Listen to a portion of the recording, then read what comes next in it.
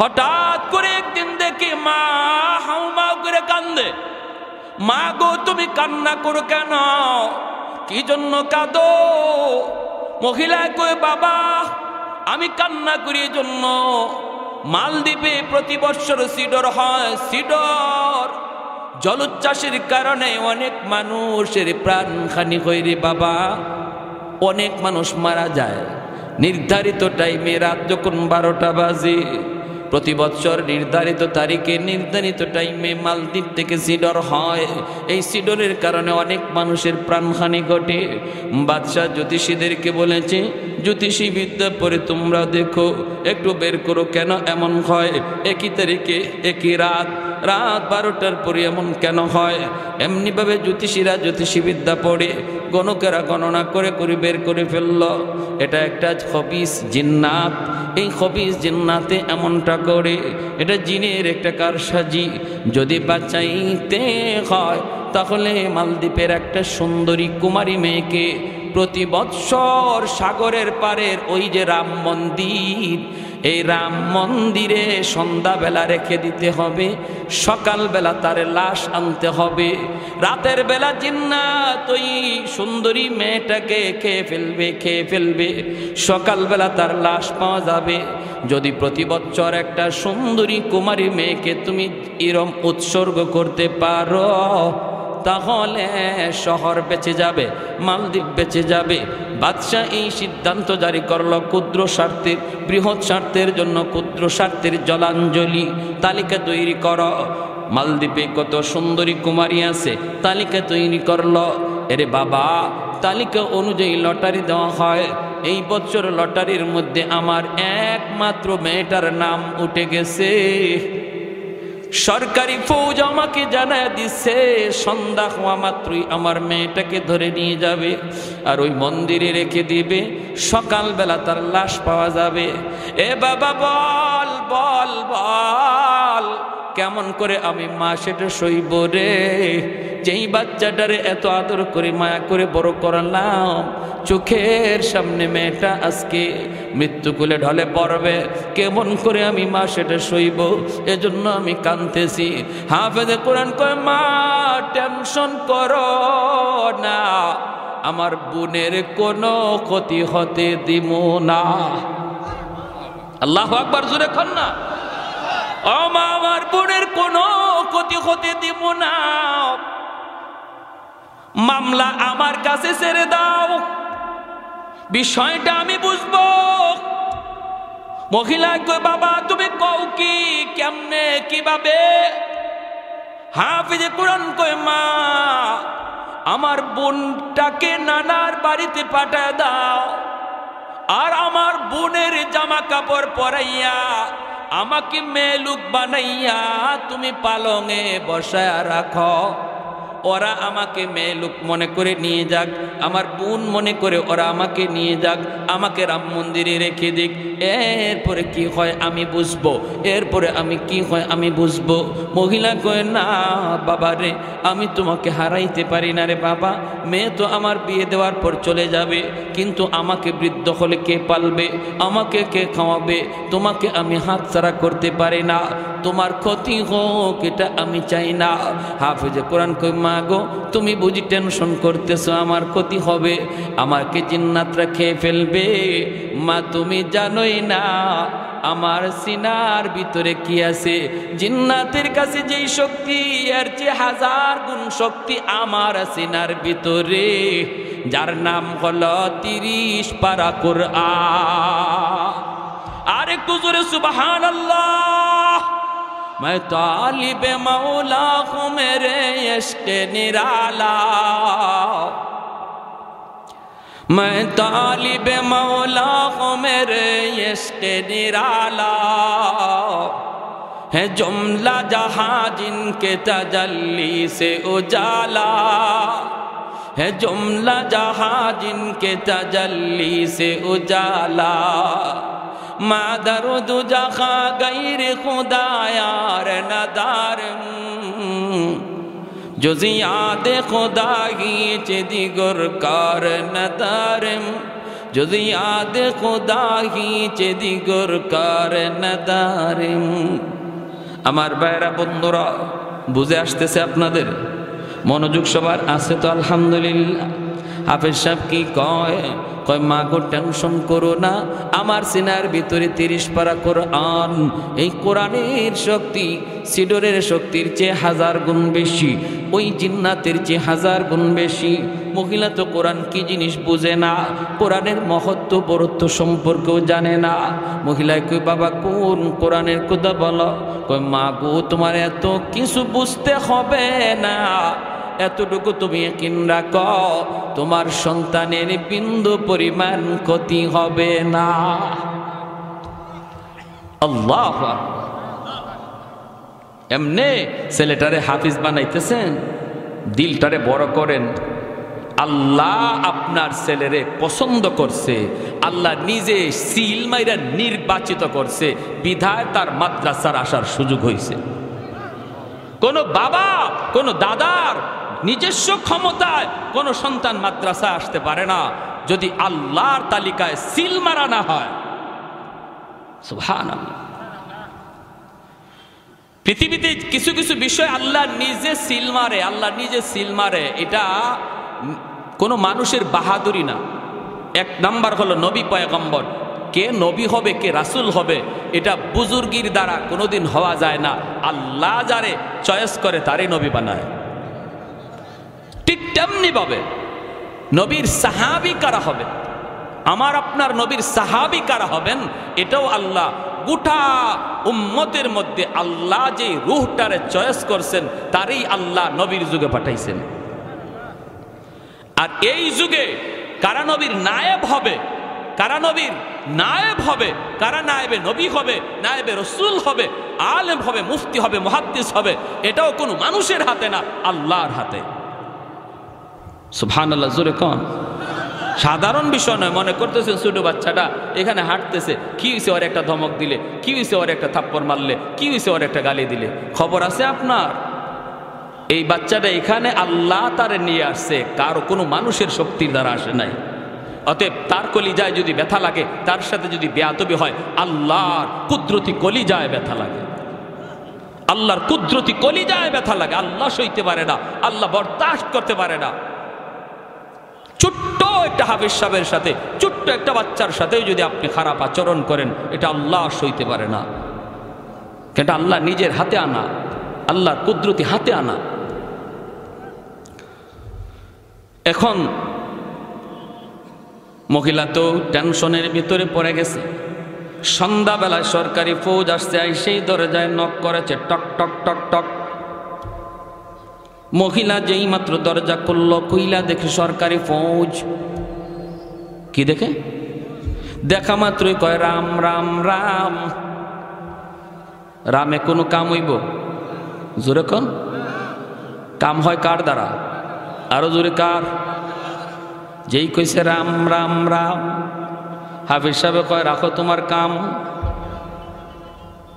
ও মা, টেনশন করো না, ওরা কোনো কিছু দেখলেই তো ভগবান কইতে দেরি হয় না, ভগবান কইতে দেরি হয় না। আল্লাহর ঘরে বাইতুল্লাহ মূর্তি ছিল 360টা। কয়টা আছে? নবী 360টা মূর্তি ভাঙছেন বাইতুল্লাহ। আর বর্তমানে মূর্তি হলো 33 কোটি। দেবতা ছিল 360টা, এখন হয়েছে দেবতা 33 কোটি। তার মানে যেটারে দেখে অবাক কিছু দেখে, এটারই ভগবান কইতে আর দেরি নাই। গরু দুধ দেয়, গাভী দুধ দেয়, হাই হাই হাই হাই, উলান কাটলে দুধ পাওয়া যায় না, তাহলে গাভী ওই ভগবান। বট গাছ বয়স কত? 100 বছর, কয় ভগবান। তুলসী গাছ এটা কি হয়? কয় এটা খাইলে পরে কাশ ভালো হয়ে যায়, কয়তে ভগবান। বুঝছিনি কাম? এই ভগবান বানাইতে বানাইতে 360 থেকে গেছে 33 কোটি।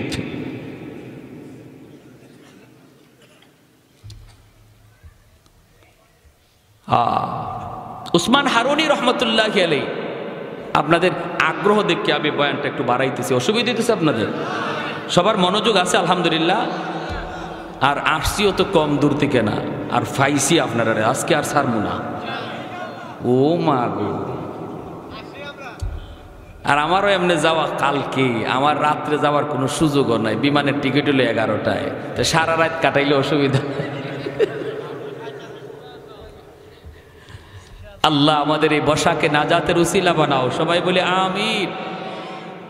এখন উসমান হারুনি রহমতুল্লাহ আলাইহি, মঈনুদ্দিন চিশতি রহমতুল্লাহ আলাইহি উস্তাদ, ইনি একদিন খাদেম নিয়ে শীতের রাত্রে বের হয়েছেন আর বলতেছেন বাবা একটু অজু করব, পানিটা ঠান্ডা, দেখ না একটু আগুন নি পাওয়া যায়। খাদেম যায় দেখে কিছু মানুষ আগুনের পূজা করতেছে, আগুন যে ভগবান কয়, আগুনের পূজা করে। খাদেম যায় কয় বাইরে একটু আগুন দিবা নি।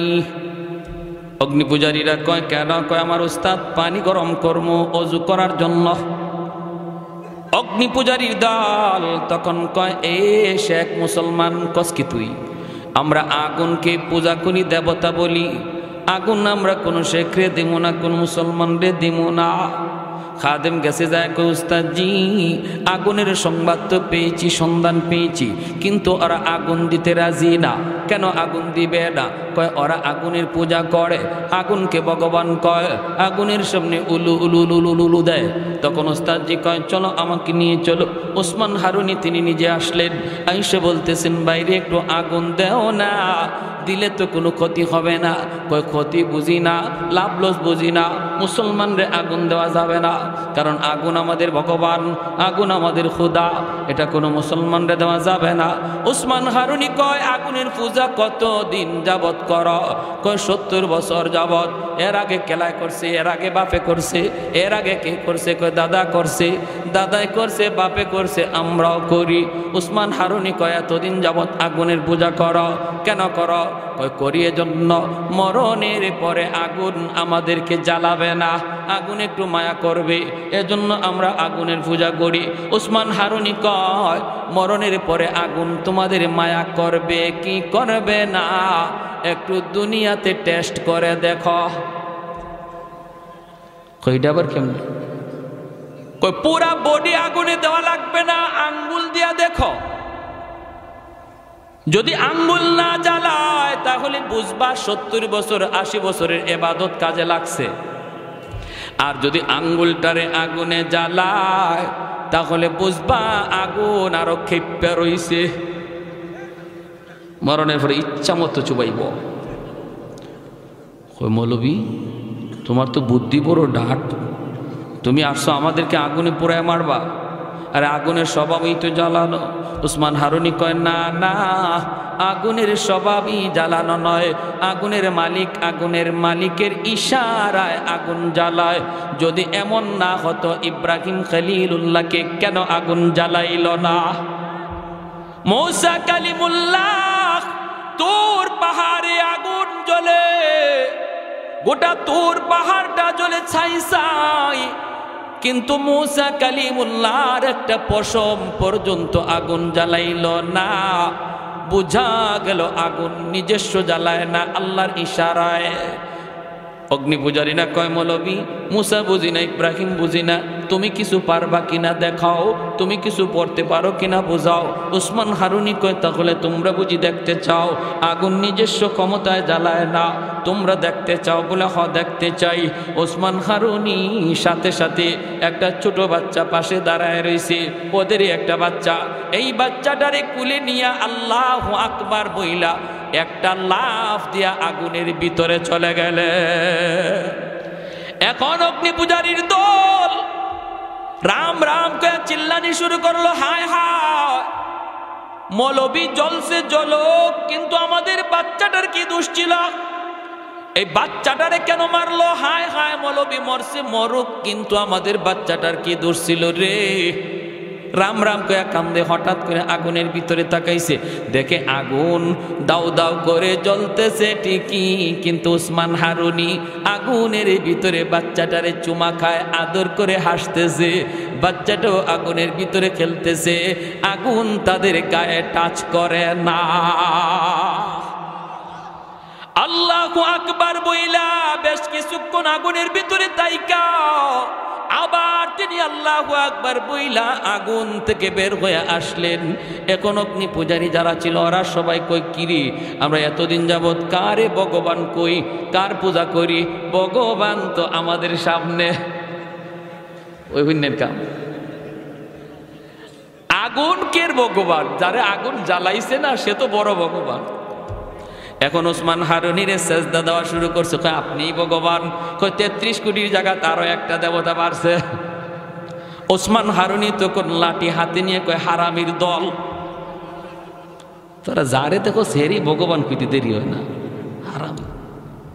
আমি ভগবান না, হতে আপনার যে আগুন জ্বালাইল না, আগুন জ্বালাইছে না আমার মালিকের ইশারায়, আমি যারে মালিক কই তোমরাও যদি তারে মালিক মানো আগুন তোমাদেরকেও মরণের পরে জ্বালাবে না। সাথে সাথে ওই মানুষগুলি কালেমা পড়ে মুসলমান হয়ে গেল। সুবহানাল্লাহ। এজন্য বলতেছিলাম রে যুবক, ওই মহিলা যখনই কয় রাম রাম রাম, হাফিজে কোরআন কয় মা গো তুমি রাম বলল না, যে বাঁচানোর ইনি সব দেখতেছি। এমনি সরকারি ফৌজরা ঘরের ভিতরে ঢুকলো, ঢুইকে দেখে পালঙের মধ্যে একটা সুন্দর মেয়ে বসা। বলুন তো মেয়ে না ছেলে? সবার মনোযোগ আছে তো? আবার কিন্তু জায়গায় আসছি, মাঝখানে গেছিলাম গা অন্যদিকে, জায়গা কিন্তু আসছি। ছেলে না মেয়ে? জোরে করেন পিছনের লোকেরা, ছেলে না মেয়ে? মেয়ে লোকের পোশাক পরে বসা। বোন রে নানার বাড়ি পাঠায় দিছে, কই নানির হাতের পিঠা খাও গিয়া।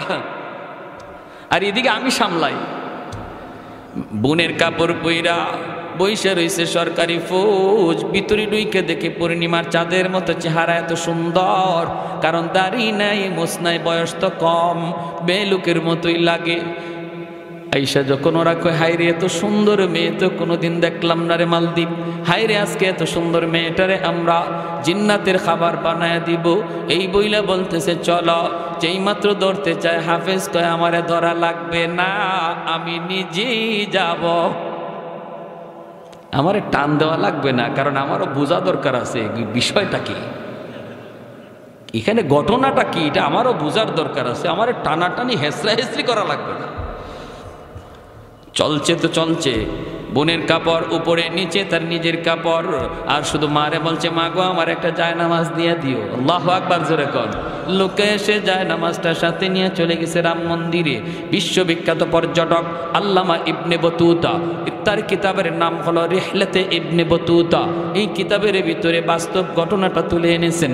আজকে বিশ্ব মানচিত্রে মালদ্বীপ একটা মুসলিম দেশ। কেমন করে মুসলিম দেশ হলো? এরা মুসলমান ছিল না, এরা ছিল সব হিন্দু। আজ কেন তারা মুসলিম হলো, কেমনে হলো? একজন হাফেজ কোরআনের বরকতে, একজন হাফেজ সাহেবের উসিলায় আল্লাহ পাক গোটা মালদ্বীপকে ঈমান দিয়া দিছে। চলে গেল রাম মন্দির, মন্দিরের ভিতরে রেখে সরকারি ফৌজ তারা চলে আসলো। আর হাফেজ সাহেব মন্দিরের ভিতরে ঢুইকেই সে মেয়ে লোকের পোশাক টাস টাস করে খুলে ফেলল। নিচে তো নিজের পোশাক, যায় নামাজখানা বিছাইয়া মন্দিরের ভিতরে আল্লাহর কদমে সেজদায় পড়ে গেল। আল্লাহর কদমে সেজদায় পড়ে কই মালিক আজ প্রমাণ হবে জিন্নাতের পাওয়ার বেশি নাকি তোমার কোরআনের পাওয়ার বেশি। আজ প্রমাণ হবে গো মালিক, আজ প্রমাণ হবে ইসলাম ধর্ম সত্য নাকি ভিন্ন ধর্ম সত্য।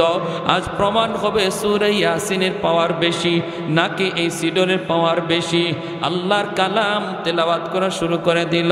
রাত যখন 12টা বেজে গেল, এ মন্দিরের ভিতর থেকে সাগরের দিকে তাকায়, সাগরের দিকে তাকায়, দেখে সাগর থেকে পানিটা এরকম ভাবে অদ্ভুত আকারে রূপ নিয়া, অদ্ভুত আকারে রূপ নিয়া এই পানিটা উঁচু হইয়া মালদ্বীপের দিকে আক্রমণের জন্য রেডি হয়েছে। এমনি হাফেজে কোরআন মন্দির থেকে সূরাতুল ইয়াসিন, আল্লাহর কোরআনের সূরা ইয়াসিন পইরা ফু দিল। চোখের পানিটা ঝরায় ঝরায় কান্দে আর কয় মালিক আজ প্রমাণ হবে কোরআনের ইয়াসিনের পাওয়ার বেশি নাকি ওই জিন্নাতের পাওয়ার বেশি।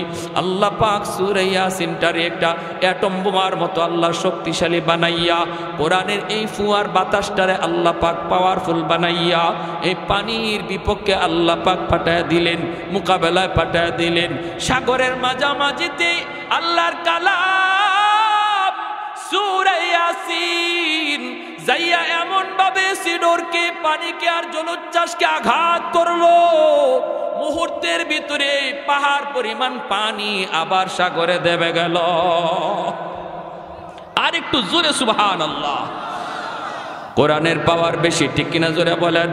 আহাদুল লাইসা কামিসলি সামাদুল লাইসা কাফাদলি লিমানিল মুলকু তুগুই তো সাজাওয়ার খুদাই তো খুদাবন্দে ইয়ামিনি তো খুদাবন্দে ইয়াসারি তো খুদাবন্দে জমিনি তো খুদাবন্দে সামাই তো রহিমি তো করিমি তো সামিঈ তো বসিরি তো মুইদ্দি তো মুদিল্লি তো মালিকিল আরশি বাজাই। জোরে কোন আল্লাহু আকবার। কোরআনের দাম আসেনি না নাই? পাওয়ার আসেনি না নাই? ঘরে কোরআন তেলাওয়াত করো, এরপরে কি হয় আরো মজার ঘটনা। তেলাওয়াত যদি ঘরের ভিতরে হয়, ঘরের ভিতরে শক্তি চলে আসে। তুমি যদি হালাল হারাম মাইনা চলো আল্লাহর গোলাম, তুমি যদি মানুষের হক নষ্ট না করো রে যুবক, প্রতিবেশীর সাথে ভালো আচরণ করো, তার জমি তুমি দখল কইরো না, না না মানুষকে অন্যায়ভাবে কলিজায় আঘাত দিও না, না স্ত্রীর সাথে খারাপ আচরণ কইরো না, সে তো তোমার ঘরে মজলুম, সে তো তোমার ঘরে দুর্বল। তুমি স্ত্রীর সাথে খারাপ আচরণ কইরো না, তুই তুকার কইরো না, মারধর কইরো না। আল্লাহ বলে আশিরু হুন্না বিল মারুফ, তোমরা তোমাদের স্ত্রীদের সাথে ভালো আচরণ করো। আমি আল্লাহ তোমাদেরকে উপদেশ দিচ্ছি, কারণ এই মেয়েটা বাবার ঘরে ছিল, ভাইয়ের কাছে ছিল, মা বাবা ভাই বোন সব সাইরা স্বামীর হাত ধরে অচেনা অজানা জায়গার মধ্যে চলে এসেছে। এই এলাকার মানুষগুলি কেমন আল্লাহর বান্দি জানে না, এই ঘরের মানুষগুলি কেমন তাও জানে না, শ্বশুরের মেজাজ কেমন জানে না, শাশুড়ির মেজাজ কেমন জানে না, ননদের মেজাজ কেমন জানে না। সব কিছুকে মায়ার মানুষ, মহব্বতের মানুষগুলাকে পর কইরা অচেনা মানুষগুলিকে আপন বানাইয়া যেই মহিলাটা চিরদিনের জন্য স্বামীর হাত ধরে আসলো, এই ঘরে স্বামী ছাড়া তার আপন বলতে কেউ নাই। তুমি স্বামী যদি তার একটু মায়া না করো, আদর না করো, একটু বুক ভরা ভালোবাসা না দেউরে যুবক, আল্লাহর বান্দি এই ঘরে সারাটা জীবন কেমন করে কাটাবে? তোমার কোনো আচরণে যদি সে কষ্ট পায়, রান্নাঘরে গিয়া যদি এক ফোঁটা চোখের পানি ঝরায়, আল্লাহর আদালতের ফাইলে গিয়া চোখের পানিটা জমা হয়। হাসরের ময়দানে বহু স্বামী স্ত্রীর মামলায় আল্লাহর আদালতে আসামি হবে। যারা স্ত্রীর উপরে জুলুম করেছ, জুলুম করেছ, যৌতুক চাইয়া আর এমনি ভাবে তার বাপের বাড়িতে টাকা চাইয়া, প্রেসার ক্রিয়েট কইরা যারা জুলুম করেছ রে যুবক, মনে রাখো, মনে রাখো, এই দিন দিন নয়, এই জীবন জীবন নয়, মরণের পরের জীবনটাই হলো আসল জীবন। ওই জীবনে বহু স্বামী আল্লাহর আদালতে স্ত্রীর মামলায় আসামির কাঠগড়ায় দাঁড়ায় থাকবে। এজন্য বলি স্ত্রীদেরকে মায়া কইরো, মায়া কইরো। আমার নবী, মায়ার নবী আম্মাদান আয়েশা সিদ্দিকা রাদিয়াল্লাহু তাআলা আনহা কই, নবী আয়েশা আমাকে বলতেছেন, আয়েশা গ্লাসের যেই জায়গা দিয়ে তুমি পানি খাইছো, আমারে গ্লাসটা তুমি দাও, বাকি পানিটা আমি খামু। নবী বাকি পানিটা খাইতে যাইয়া অন্যদিকে নবীর গ্লাস মুখটা লাগানোর জন্য আমি বললাম নবী গো অন্যদিকে মুখটা লাগান। আমি ওই জায়গায় মুখ লাগায় পানি পান করছি। নবী কয়, আয়েশা আমি বাকি পানিটাও খাবো, আর যেখানে তোমার টুট লাগছে ওই জায়গায় টুট লাগাইয়া আমি পানি পান করব। তাহলে মহব্বত ভালোবাসা বিয়ার আগে নয়, বিয়ার পরে, ঠিক কিনা জোরে বলেন? বিয়ার আগেরটা হলো হারাম, আর বিয়ের পরের ভালোবাসা হলো সওয়াব আর সওয়াব, খালি নফল বন্দেগি, নফল বন্দেগি, ঠিক কিনা? তুমি যদি এই সমস্ত বিষয়গুলি মান্য চলো, আর মানুষের হক ঠিকমতো আদায় করো। মানুষের হক যদি নষ্ট না করো, ঘরে যদি কোরআন তেলাওয়াত হয়, তোমার ঘরেও আল্লাহ পাক ওই রকম কুদরতি শক্তি দেয়া দেয়, কুদরতি শক্তি। ফজরের পরে ওই লোকগুলা আসছে এই লাশ নেওয়ার জন্য, সরকারি ফৌজ মন্দিরে আসছে লাশ নিব। আইসা দেখে লাশের কোনো বংশ নাই, এই মন্দিরে বৈশা এক হাফিজে কোরআন কোরআন তেলাওয়াত করতেছে। সরকারি ফৌজরে কই, কি ব্যাপার, লাশ কই, লাশ কোথায়? হাফিজ সাহেব হাসে আর কয়, লাশ তোমরা কোথায় পাইছো? কেন? সকাল রাতের বেলা যে মেয়ে লোক আনলাম, মেয়ে লোক কোথায়? মেয়ে লোকের বংশ নাই। কত রাত্রে যে আনলাম? কয় আমাকেই তোমরা আনছ। আনলাম মেয়ে, তুমি ছেলে, কি শুরু করছো? মাথা ঠিক আছে নি? হাফেজে কোরআন কয় আমার মাথা পুরাপুরি ঠিক আছে, তোমাদের মাথা গেছে। আমার বোন রে নানার বাড়ি পাঠায় দিয়েছি, বোন তো নানার বাড়ির পিঠা খায়, আমি তো বোনের কাপড় পরে এখানে বসাছিলাম, আমাকেই মেয়ে লোক মনে করে তোমরা নিয়ে আইসো। এমনি সরকারি ফৌজারা কৌ কি তুমি যুবকের বালক, তুমি কৌ কি তাহলে তুমি যে মরলা না, সিডর হলো না, ঘটনা কি? হাফেজ সাহেব কয় তোমরা কি মনে করছো সিডোর আমাকে মেরে ফেলবে, খেয়ে ফেলবে? এ আহাম্মকের দল, তোমরা জানোই না, জানোই না আমার সিনার ভিতরে কত পাওয়ার। আল্লাহ আমার সিনার ভিতরে 30 পারা কোরআন রেখে দিয়েছে, যার পাওয়ার হলো সিডোরের চেয়ে হাজার হাজার গুণ বেশি।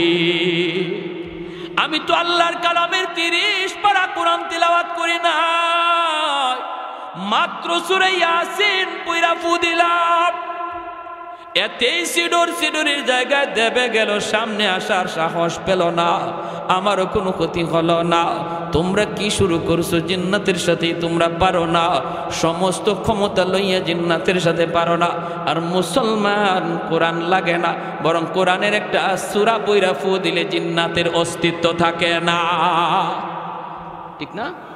হ্যাঁ, উলামায়ে কেরামরে জিন্নাতরা খুব ভয় পায়, এজন্য কারণ এদের সিনায় কোরআন আছে, খুব ভয় পায় জিন্নাতরা। আমার এক ওস্তাদ ছিলেন সিলেটে, রমজান মাসে হুজুরের ছাত্রদেরকে পড়াইতেন। হুজুর অন্ধ ছিলেন, অন্ধ, চোখে দেখতেন না। আমরা সরফ নহ পড়ার জন্য হুজুরের কাছে যাইতাম।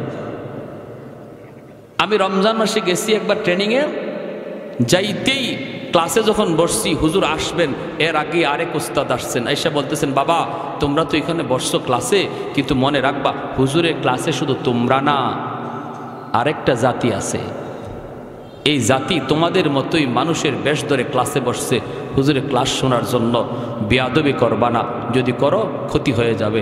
এই কথা শোনার পরে আমরা ছোট মানুষ, আর কলিজার পানি আছে।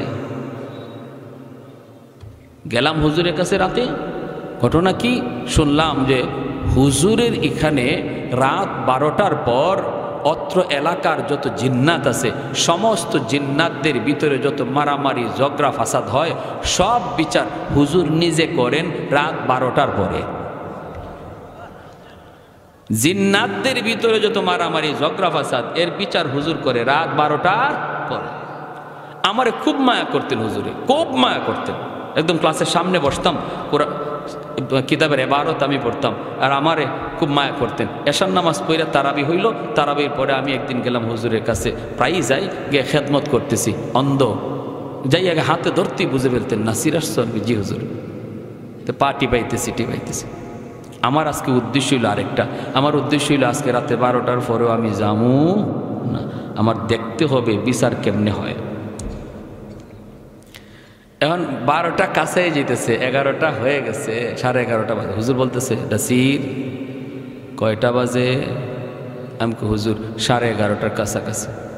বাবা চলে যাও। আমি তো লড়ি না, আমি বলতেছি হুজুর আমার দেখতে মন চায়। হুজুর কয় বাবা ভয় পাবা, চলে যাও, ভয় পাবা। হুজুর বলতেছি না ভয় পাবা, যাও। এরা একদিন এমনি তোমার খাদেম হয়ে পিছনে ঘুরবে, এখন ভয় পাবা, চলে যাও। চলে আসছে। খালি আমার ক্লাসমেটটা আমরা যে রুমে ঘুমাই এখানে আসছি, একজনে কইতেছে নাসির ভাই আমার প্রস্রাবে ধরছে, আমি যাও প্রস্রাব করে আসো।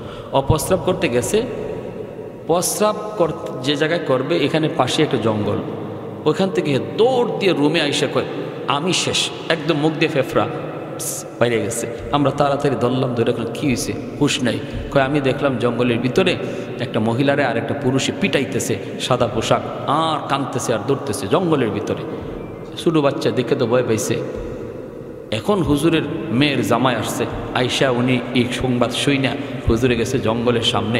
হুজুরের মেয়ের জামাতা উনিও আমাদের উস্তাদ, উনি জঙ্গলের সামনে গিয়ে দেওয়াছে ভাষণ, শোনা আব্বা এত করে কইল তোমাদেরকে যে কোনো ছাত্রের সামনে তোমরা এমন কোনো কাজ কইরো না যে কাজে ছাত্ররা ভয় পায়, কারণ এরা নবীর মেহমান, এরা নবীর মেহমান, এরা নবীর মেহমান। অতএব আজ যেটা করছো বিচার কি হবে ভালো করে বুঝে যাইও। এই কথা কইয়া উনি জঙ্গলের সামনে এক ভাষণ দিছেন, জঙ্গলের সামনে। ফজরের সময় আমি যাইতেছি মসজিদে, হুজুরে লাঠি বর্দে চলে যেতেছেন, আর আমি পিছনে পিছনে জায়গা ধরতেই হুজুর বলতেছে নাসির, আমি জি হুজুর। ঘটনা ঘটছে রাত 12টার দিকে, আর 3টা বাজে আমি হুজুরে নিয়ে মসজিদে যাইতেছি। এর ভিতরে কেউ হুজুরের কাছে যাই নাই। আমি গিয়ে লাঠি ধরতে হুজুর বলতেছে নাসির, গত রাতে কি হয়েছে? আমার খবর হয়ে গেছে নি? আমি বললাম হুজুর এই ঘটনা। তখন হুজুর বলতেছে বাবা ওরা খেয়াল করে নাই যে এখানে একটা মাদ্রাসার ছাত্র প্রস্রাব করতে বসছে, হাজত সারতে বসছে, ওরা খেয়াল করতে পারে নাই। এজন্য আমার কাছে আইসার সাথে সাথে মাপ চাইছে আর বলছে আর কোনো দিন এমনটা করবে না। অতএব আমিও মাফ করে দিয়েছি, তোমরা মাফ করে দিও, আর এত রাত যাইগো না, এত রাত জাগ না থাইগো। এজন্য জিন্নাতরা উলামায়ে কেরামকে খুব শ্রদ্ধা করে, কারণ এটা আল্লাহর কালামের খাতিরে, ঠিক কিনা? আমরা মানুষ হয়ে পারলাম না, আমরা মানুষ হয়ে তাদেরকে ছোটো চোখে দেখলাম। যেখানে আল্লাহ হাসরের মাঠে কইব কোথায় উলামায়ে কেরাম, পর্দার ভিতরে আসো। যখন সুবহানাল্লাহ, ইয়া মাশারাল উলামা তামাইয়াজু বাইনাহুম, হাসরবাসী থেকে আলাদা হও, পর্দার ভিতরে আল্লাহ নিয়ে আসবে। একজন আলেম ভুল করেছে, আল্লাহ বলবে কেন ভুল করছো? তখন বলবে আল্লাহ ভুল হয়ে গেছে, ইন্নী লাম আদা ফীকুম ইলমি লিউআযিবাকুম। আল্লাহ নিজে বলবে, কত বড় কথা, হাদিসে কুদসি। আল্লাহ বলবে আমি জাহান্নামের আগুনে জ্বালানোর জন্য তোমার সিনায় কোরআন দেই নাই, অন্যায়টা কেন করছো? আলেম কইব আল্লাহ ভুল হয়ে গেছে। ওই পর্দার ভিতরেই আল্লাহ কইব আমার কোরআনের ইজ্জতের খাতিরে তোমারে মাফ করে দিলাম। হাসরবাসী একজন মানুষ দেখবেও না, শুনবেও না। হাসরের ময়দানে প্রত্যেকটা মানুষ মানুষের বিচার দেখবে, জিনাকুরের বিচার দেখবে, সুদকুরের বিচার দেখবে, বেবিচারের বিচার দেখবে, শাস্তি দেখবে। কিন্তু আলেমের বিচার কখন হইছে, কোন জায়গায় হইছে, হাসরবাসী কেউ দেখবেও না, শুনবেও না, শুধু কোরআনের খাতিরে। আর আমি মানুষ হইয়া আল্লাহ ছাড় দেয়, আমি ছাড় দেই না। একজন আলেমের মর্যাদা আল্লাহ দেয়, আমি দিতে পারলাম না। আমি কত বড় নালায়েক, আমি কত বড় আহমক, কি জবাব দেব আল্লাহর কাছে? আল্লাহ যদি বলে আমি পর্যন্ত ছাড় দিলাম, তুই পারলি না। মাদ্রাসার বিরুদ্ধে কথা বললি, একজন আলেমের বিরুদ্ধে কথা বললি, একজন ইমামের বিরুদ্ধে কথা বললি, আলেমকে হে চুকে দেখলি, নালায়েক। প্যারে হাজিরিন, এই খবর সাথে সাথে ফৌজ রেগে মন্ত্রীরে জানাইছে, বাদশারে জানাইছে। এরপরে কাণ্ডটা কি ঘটছে 2 মিনিটে ফিনিশিং দিয়ে দিব। শুধু আমি আপনাদের কাছে একটা কথা জানতে চাই, আল্লাহর জমিনে দিন জিন্দা থাক, মাদ্রাসার খাতিরে, কোরআনের তালিমের খাতিরে কারা কারা চাই একটু হাত উঠে আল্লাহরে দেখায়। আল্লাহ তুমি প্রতিটা হাতকে কবুল করো, জোরে বলি আমিন, আরো জোরে বলি আমিন। একজন ভাই বলেন হুজুর আমি ইনশাআল্লাহ নবীর এই ঘরে 10,000 টাকা আমি দান করব ইনশাআল্লাহ, যেন আল্লাহর জমিনে আল্লাহর দিন জিন্দা থাকে, যেন আল্লাহর জমিনে আল্লাহর কোরআনের তালিম চালু থাকে। একজন ভাইও উঠবেন না। জনাব মোহাম্মদ আনিসুর রহমান সাহেব, চেয়ারম্যান সাহেব, 10,000 টাকা। একটু জোরে কোন মারহাবা, হয় নাই আরো জোরে মারহাবা।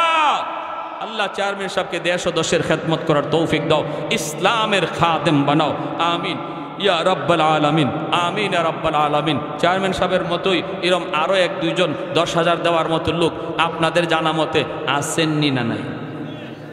আওয়াজ আসতে হয়েছে, বোঝা যায় নাই? 10,000 দেওয়ার মতো আর কেউ আছেন? আল্লাহ তুমি তোমার ওই বান্দার দিলটাকে নরম করো, আমরা দোয়া করি। আল্লাহ তুমি তোমার ওই বান্দার হায়াতে বরকত দিও। আল্লাহ আসমানি জমিনি বিপদ থেকে দানের খাতিরে হেফাজত কইরো। আল্লাহ তার আব্বা আম্মার হায়াতে বরকত দিও, তার বিবি বাচ্চার হায়াতে বরকত দিও। আল্লাহ তোমার নবী রওজায় তার দানের খবর নগদ পৌঁছে দিও।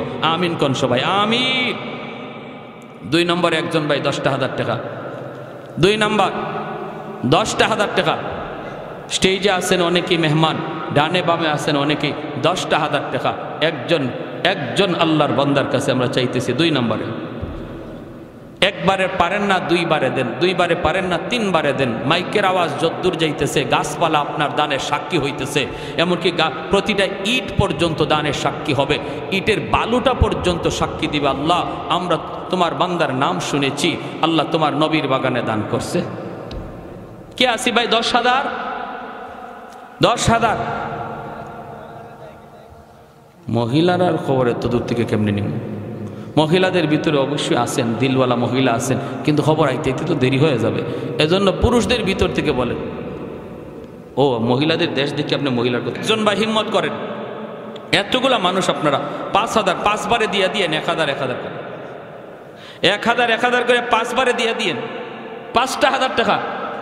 একজন ভাই যিনি সবার আগে বলবেন, 2 জন মানুষ চাই 5,000 করে। একজন ভাই যিনি সবার আগে বলবেন, আল্লাহ আপনাকে এরপরে যিনি বলবে তার সমান সব দিবে, কারণ আপনি আগে হাত উঠে উৎসাহ দিচ্ছেন। কে আছেন? 5,000 5,000। ডানে বামে স্টেজে অনেক আছেন আলহামদুলিল্লাহ। আল্লাহ ধন দিছে, মন দিছে। মাদ্রাসা কি নাম? আচ্ছা আলহামদুলিল্লাহ, কি নাম? নুরুজ্জামান সাহেব 2,500 টাকা। মারহাবা, আল্লাহ কবুল করো। আমি 5,000 চাইছি। নুরুজ্জামান সাহেব যদি আরো 5,000 আরো 2,500 দিয়া দেয়, 5,000 মিল হয়ে যায় না? কি করেন আপনারা? আলহামদুলিল্লাহ। আমার চাচা আমার আব্বার বয়সে, আলহামদুলিল্লাহ আল্লাহ দিল দিছে, মন দিছে। 2,500 চাইছি, আমরা পাইছি। 2,500 চাইতেছি, আপনারাও চাননি? হ্যাঁ আলহামদুলিল্লাহ কোন আলহামদুলিল্লাহ। আল্লাহ কবুল করো, মঞ্জুর করো। 5 লক্ষ টাকা হালাল তরিকায় মালিক বানায়। আমিন একটু আসতে গেলেন আপনারা আমিনের মাঝে কৃপণতা করেন। জোরে কোন আমিন। আল্লাহ কবুল করো, মঞ্জুর করো, জানে মালে বরকত দান করো। আমিন ইয়া রাব্বাল আলামিন। আর কেউ আছেন 5,000 আল্লাহর নবীর ঘরের জন্য? আল্লাহ মিনাল খাসিরিন রব্বির হামহুমা কামা রব্বায়ানি সগীরা রব্বির হামহুমা কামা রব্বায়ানা সগীরা। রব্বুল আলামিন আল্লাহ মায়ার নজরে, কুদরতি নজরে তাকায় দেখো এই জান্নাতি মজলিসে বসে বসে তোমার কত বান্দারা, পর্দার আড়ালে তোমার কত বান্দিরা আল্লাহ বসে বসে তোমার কাছে মাফ চাইতেছে। আল্লাহ আমাদের এই বর্ষাকে নাজাতের উসিলা বানায় দাও। আল্লাহ শয়তানের দোকায় পরে বহু অন্যায় করে ফেলেছি। আল্লাহ নফসের চাহাতে বইরা বহু গুনাহ করে ফেলেছি। আল্লাহ তুমি আমাদের তওবাকে কবুল আর মঞ্জুর ফরমাও। আল্লাহ জানি না গো মালিক, কার জানি আদরের মা দুনিয়ায় নাই, কার জানি আদরের বাবা দুনিয়ায় নাই।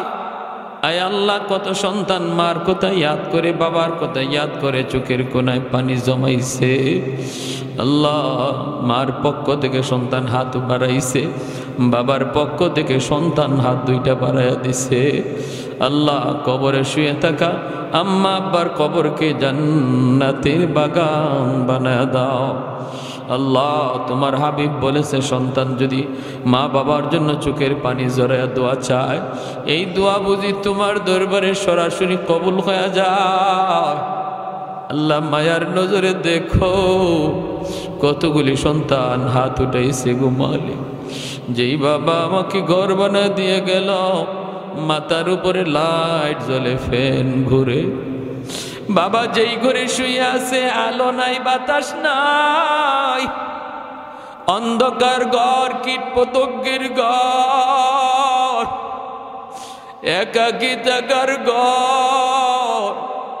আল্লাহ বাবার কবরে তুমি জান্নাতি আলো বাতাসের ব্যবস্থা করে দিও। আল্লাহ কত সন্তান মার কবরের পাশ দিয়ে গান গায়ে গায়ে চইলা যায়, বাবার কবরের পাশ দিয়ে চইলা যায়, বাবার কথা ইয়াদ করে না। রোটা ডাইকা কান্দে আর কই বাজান রে কবরটা দেখেও কি বাবার কথা ইয়াদ করলি না, কবরখানা দেখেও কি মার কথা তোর ইয়াদ হলো না। একবার যদি সূরা ফাতিহা পড়তি, 3 বার ইখলাস পড়তি, আল্লাহ মার কবরের আযাব আল্লাহ মাফ করে দিত। আল্লাহ ঘরে ঘরে হাফেজে কোরআন তৈরি করে দাও। প্রতিটা মুসলমানের সন্তানকে তার জীবনে লেখাপড়ার শুরু মাদ্রাসা দিয়া করার তৌফিক দাও। আয় আল্লাহ, আয় আল্লাহ, মাদ্রাসায় পড়ুয়া সন্তান বাবার কবরের পাশে যাইয়া ইয়াসিন পড়বে, মার কবরের পাশে দাঁড়ায় চোখের পানি জড়ায় জড়ায় ইয়াসিন পড়বে, সন্তান জন্ম দেওয়া সার্থক হয়ে যায়। আল্লাহ এই এলাকার ঘরে ঘরে তুমি আলেম হাফেজ কবুল করো, এই দুটা মাদ্রাসাকে কবুল করো, ছাত্র উস্তাদ সবাইকে কবুল করো। মাদ্রাসার কমিটি যারা আছে, উপদেষ্টা যারা আছে, আল্লাহ তাদের খেদমতকে নাজাতের উসিলা বানায় দাও। আয় আল্লাহ, যত হাজত গাইবি খাজানা থেকে পুরা করে দাও। ডাইনে বামে সামনে পিছনে যত মুর্দে গান কবরে শাহিত আল্লাহ, মাদ্রাসার খাতিরে মাহফিলের খাতিরে কবরের সমস্ত আযাব তুমি বন্ধ করে দাও, শান্তি আরো বাড়ায়া দাও। আয় আল্লাহ, যে যুবকগুলি এত সুন্দর আয়োজন করলো, আয় আল্লাহ ব্যবসায়ী ভাইরা যারা আয়োজন করলো, আল্লাহ প্রত্যেকের এই আয়োজনকে নাজাতের উসিলা বানাও। আয় আল্লাহ তাদের ব্যবসা বাণিজ্যেও উন্নতি দাও, হালাল পথে চালাও, হারাম থেকে বাঁচাও। যাবতীয় সুদের লেনদেন থেকে আল্লাহ গোটা সমাজকে আল্লাহ তুমি হেফাজত করো। উলামায়ে কেরামের মহব্বত অন্তরে ঢুকায় দাও, মাদ্রাসার মহব্বত অন্তরে ঢুকায় দাও। এলাকার মানুষকে উলামায়ে কেরামের সাথে মিলা উলামায়ে কেরামের পরামর্শে চলার তৌফিক দিয়ে দাও। হাসরের মাঠে আলেমদের সাথে তাদের হাসন নসর করায় দিও। আয় আল্লাহ, যারা অসুস্থ আছে সুস্থ করে দিও, আমার মা বোনদেরকে মাফ করে দিও, যুবক ভাইদেরকে পাক্কা নামাজি দিনদার বানায় দিও। সাল্লাল্লাহু তাআলা যারা সাহায্য সহযোগিতা করছেন, করবেন, ওয়াদা করছেন, প্রত্যেকের দানকে তার নাজাতের উসিলা বানাও। প্রত্যেকের দান দিলের নেক নিয়তকে আল্লাহ তুমি কবুল ফরমাও। সাল্লাল্লাহু তাআলা আলা খাইরি খালকিহি মুহাম্মাদিন ওয়া আলিহি ওয়া আসহাবিহি আজমাইন। আমিন আমিন বিরহমাতিকা ইয়া আরহামার রাহিমিন। সবাই ফজরের নামাজ পড়ব ইনশাআল্লাহ। সবাই কোন ইনশাআল্লাহ।